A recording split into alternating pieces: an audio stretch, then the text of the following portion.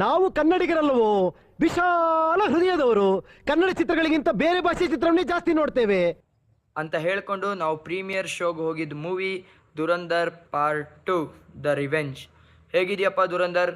ಇದ್ರ full review ಬೇಕಂತಂದರೆ ವಿಡಿಯೋನ ಕೊನೆವರೆಗೂ ನೋಡಿ. ವೆಲ್ಕಮ್ ಟು ನಾವು ಕಂಡಂತೆ.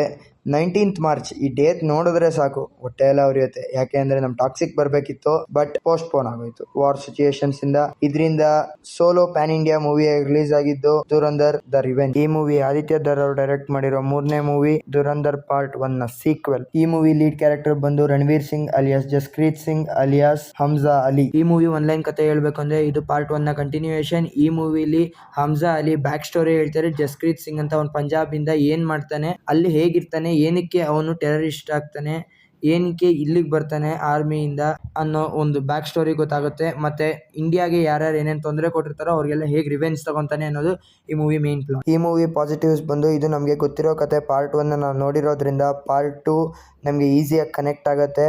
ಮತ್ತು ಈ movie supporting character Sanjay Dutt ಅವರು, ಆರ್ ಮಾಧವನ್ ಅವರು, ಅರ್ಜುನ್ ರಾಮ್ಪಾಲ್ ಅವರು ಮತ್ತು ಸಾರಾ ಅರ್ಜುನ್ ಅವರು, ಇವರೆಲ್ಲ ಕ್ಯಾರೆಕ್ಟರ್ಸು, ಇವ್ರ ಆ್ಯಕ್ಟಿಂಗ್ಸ್ ತುಂಬ ಚೆನ್ನಾಗಿದೆ ಮೂವಿಲಿ.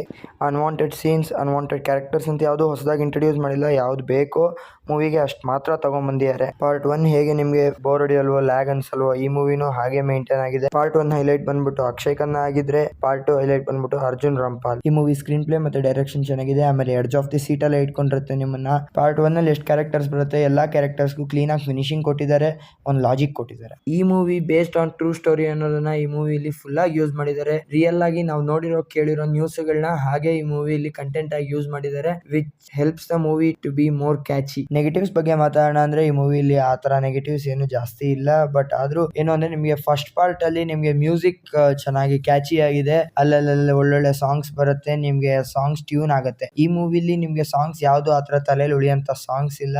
ಪ್ಲಸ್ ಮಧ್ಯದಲ್ಲಿ ಹಳೆ ಕಾಲದ ಮ್ಯೂಸಿಕ್ ನ ರಿಮಿಕ್ಸ್ ಮಾಡಿ ಫಸ್ಟ್ ಪಾರ್ಟ್ ಅಲ್ಲಿ ಚೆನ್ನಾಗಿ ಯೂಸ್ ಮಾಡಿದ್ದಾರೆ. ಇದು ಸ್ವಲ್ಪ ಕಮ್ಮಿ ಆಗಿದೆ. ಇನ್ನೊಂದು ನೆಗೆಟಿವ್ ಪಾಯಿಂಟ್ ಬಂದು ಈ ಮೂವಿ ರನ್ ಟೈಮ್ ಹೆಚ್ಚು ಕಮ್ಮಿ ನೀವು 4 hours ಥಿಯೇಟರ್ ಒಳಗಡೆ ಇರ್ತೀರಾ, ಅದು ಇದೊಂದು ಮೂವಿಗೆ. ಪ್ಲಸ್ ನಿಮ್ಗೊಂದು interval extra. Over all movie review ಬಗ್ಗೆ ಹೇಳ್ಬೇಕಂದ್ರೆ ಇದು ಗುಡ್ ವಾಚ್ ಮೂವಿ. ನಾನು ರೆಕಮೆಂಡ್ ಮಾಡ್ತೀನಿ ಎಲ್ರಿಗೂ ಈ ಮೂವಿ ನೋಡಕ್ಕೆ. ಚೆನ್ನಾಗಿದೆ ಮೂವಿ, ಎಂಜಾಯ್ ಮಾಡ್ತೀರಾ. ಕೊನೆಯದಾಗಿ ಎಲ್ರಿಗೂ ಥ್ಯಾಂಕ್ಸ್ ಹೇಳ್ತಾ, ಇದೇ ತರ ಹೆಚ್ಚಿನ ಕಂಟೆಂಟ್ ಗಾಗಿ ಸಬ್ಸ್ಕ್ರೈಬ್ ಮಾಡಿ, ಲೈಕ್ ಮಾಡಿ, ನಮ್ಮನ್ಗೆ ಸಪೋರ್ಟ್ ಮಾಡಿ, so that we can make more content like this ಅಂತ ಹೇಳ್ತಾ thank you. Signing off Bharat.